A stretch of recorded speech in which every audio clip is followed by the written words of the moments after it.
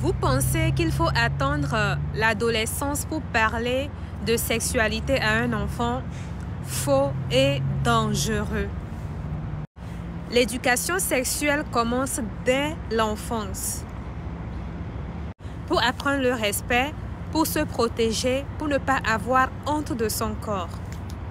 Ce n'est pas une discussion, c'est un processus et chaque âge a ses mots.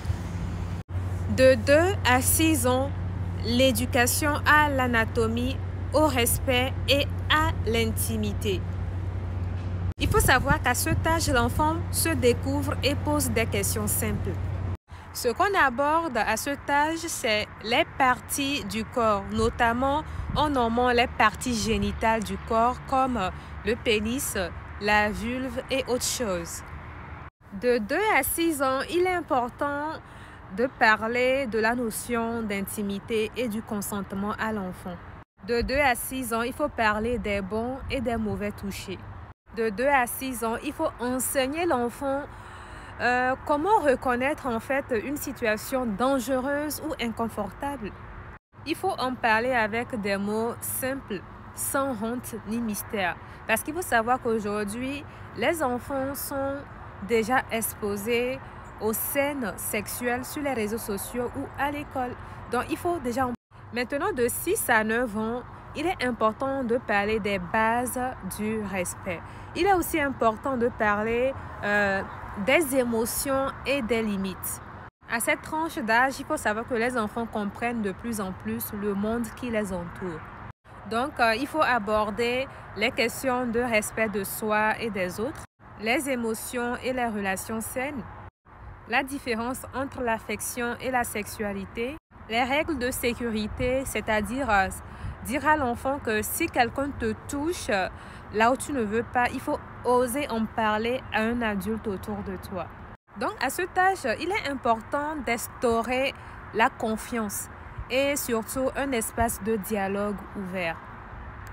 Maintenant, de 9 à 12 ans, c'est là-bas que l'enfant commence à connaître des changements sur son corps. Donc, c'est l'âge de la puberté.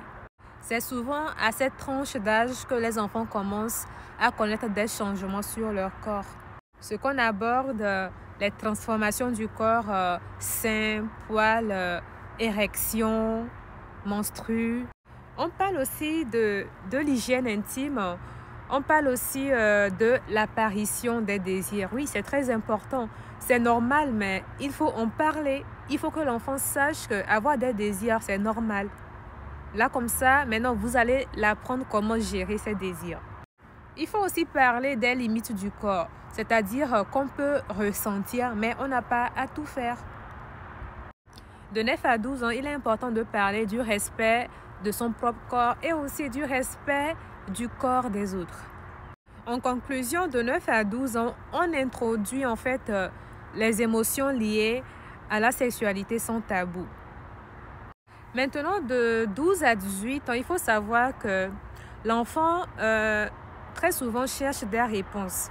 Il cherche des réponses souvent influencées par ceux qui l'entourent ou bien les réseaux sociaux. Donc, c'est le moment de parler de sexualité, d'amour, de consentement et aussi de protection. De 12 à 18 ans, on aborde les relations amoureuses. C'est très important. On aborde les relations amoureuses. On aborde le consentement réel, et éclairé. On aborde aussi les maladies transmissibles, les IST, la contraception. Tout ça, c'est très important. Il est aussi important de parler du plaisir partagé, du plaisir partagé et le respect mutuel. Il est aussi important de parler des dangers de la pornographie. À cet âge, il faut parler des dangers de la pornographie, l'identité, l'identité sexuelle, l'orientation. C'est très important et aussi la pression sociale. C'est très important de parler sans jugement, C'est très important de parler avec ouverture et donner le temps à l'enfant de poser toutes les questions possibles. Vous voulez protéger votre enfant, commencez par lui parler.